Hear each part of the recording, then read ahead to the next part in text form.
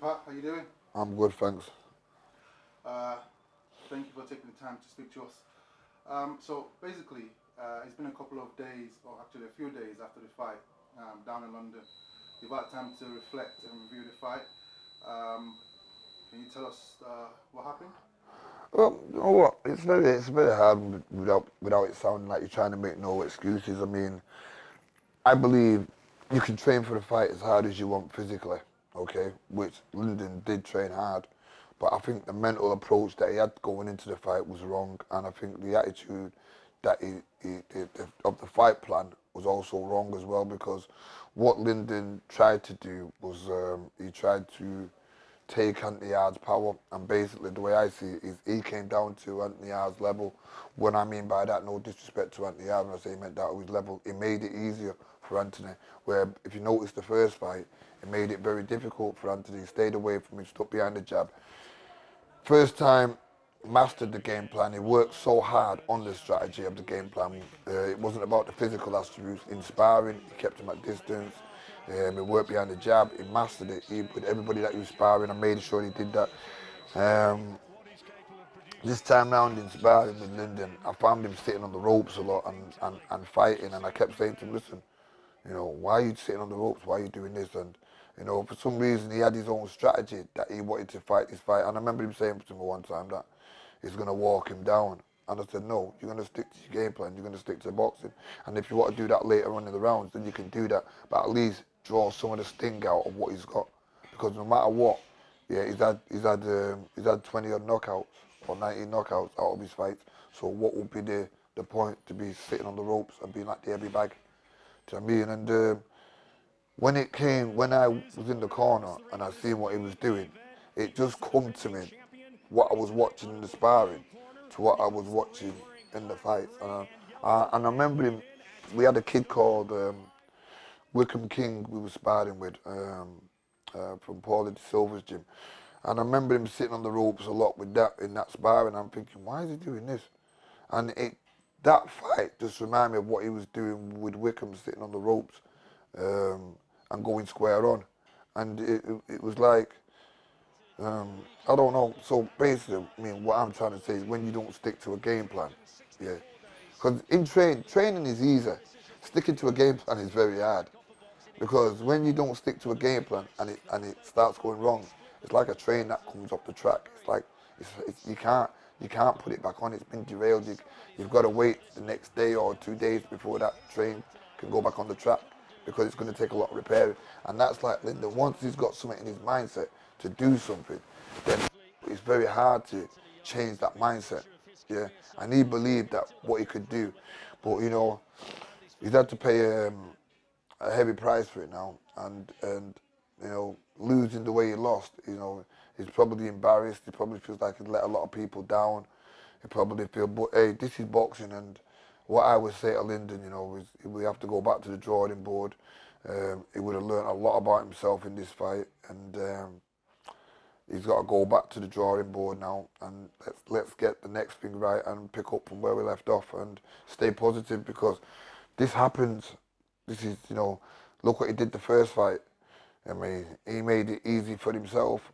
Look what he did the second fight. He made it easy for Anthony, and Anthony got the victory that he rightfully deserved and thought that, and what can you say? I mean, you just said it in the first fight, it made it look easy. Do you think him fighting with just one hand in the first fight, do you think he underestimated Anthony Yarde's power? I most definitely think he underestimated something by realising how good he was. See, what it is with Lyndon. Lyndon's the kind of fighter that can make boxing dead easy. And when he makes it look so easy, then he does stupid things. Yeah, he doesn't realise that him making it look easy, yeah, is what he's prepared to do. He's trained for it, and that's what boxing does. Yeah, and then when he makes it look easy, he'll do the silly things. I mean, I've seen him do it with when he boxed Emmanuel. I mean, 1 minute he drops his concentration, and that's what happened in that fight. His concentration wasn't to the highest as it should have been, and yeah, I really do think he underestimated his punching power. I don't, just because he he won it with one hand and he went the 12 round. I just don't think he fought. I think he only got caught with that shot in the last round. And I think from there on he must have thought, hey, I can do this easier. And for whatever game plan and whatever mentality, he fought like that. I mean, looking at a lot of the social media things, I mean, everyone was saying that Lyndon will come on and stop him in the 8th round, and whatever. And he might have done that if he would have stuck to boxing and didn't stick around and stay around to let him, swarm on him. But I think things like that, hype, media, can actually convince you, but you should just keep it within your camp and believe what I'm trying to tell him. I do believe that his ability could have boxed this fight easier and he could have stuck behind the jab. He just mindset of going in there and trying to trade. Yeah, so in the fight build-up, there was a bit of animosity between you and Anthony Yarde. But after the fight, there was a bit of embrace between you and Tunde. Can you give us an insight on what was said? Yeah, I mean, after the fight,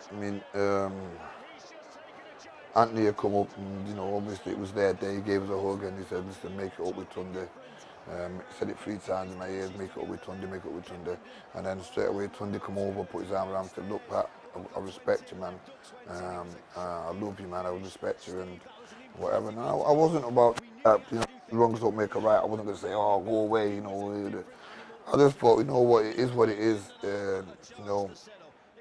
and I think from there, it's like, I'm not saying we're going to be best friends and we're going to meet up and go for the drink together, nothing like that, but I think the mutual respect was shown and it was, it was gladly accepted and, I don't need to take it personal because I think it was only because of the point when I went into the dressing rooms after we won the fight and he dismissed me as a person.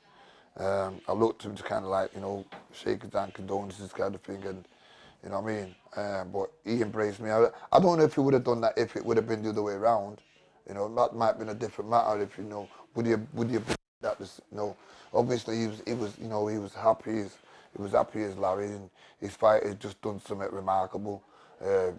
Not just beating Lyndon, someone who'd beaten before, it also put him in stead to go on to fight for the world title. So, of course, they're going to be made up. And you know what? I've got nothing bad to say because I'm happy for him in so many ways. When I say I'm happy for him, look, this is boxing. Lyndon will come back and he'll come back. The good thing that we got out of this is that Lyndon's a free agent now and he's not contracted to no one now. And so, he can rebuild his career. And as much as we say we didn't want the fight, we wanted to move on, but it just shows his levels and, the fact of the matter is, it wasn't Lyndon's time, and when he does come back, he'll mature better. And I think he needed something like this to make him realise physically and mentally he'll be a tougher, stronger, better fighter on this time round. Now he'll be an all-rounder because now he knows this feeling of what it's like to be beaten. He knows this feeling to be like when you're at the top and you're thinking you've got all these friends, you've got everything. Now he's realised that everything's turned against him. Yeah.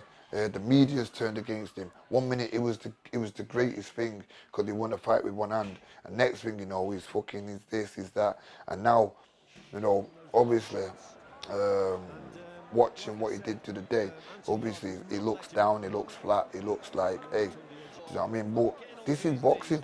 You've got to taste the bad along with the good. So I mean, he had to put up with it and go through all that bullshit. And come back and dust himself up and did that. And I'm sure as well we can do that. So I mean, we can't take it where, it's what you got. This is another day now. We have to move along and get along with it. I mean, my concentration now is purely on Zelfa now. He's got his world title eliminator next week on the 18th. So I've got to really focus on getting Zelfa ready for that. Nice. So, I mean, you mentioned, it was Lyndon's first professional loss, and it could take a toll, or it could come back. I hope he comes back because I enjoy watching Lyndon fight. What's next for Lyndon for 2022? You know what? I think a little break will do him no good. I think he'll reinvent himself. He'll look at this. We'll go over it together, we'll analyse it, we'll sit down, we'll talk, and, you know, the future is what it is. The future is what you make it. You know what I mean? You know, it happens to all the greats. It's what you do after a defeat. You know, it's what you do after an upset like this. You have to be able to say, take the upset and come back better. And as Brian Hughes always told me, you're only as good as your last performance. So, you know, he goes out there and has another great performance. All this will be forgotten about. Look at with Anthony Yarde. I mean, he lost to Kolarov, got knocked out. Look, lost to Lyndon, got beat with one hand, and then come back, stop Lyndon for. It's their time now. It's their time now, and everything's all forgotten about. And you know what? It's boxing. That's how it happens. Nice. Thank you very much, Pat. Thank you. Thank you.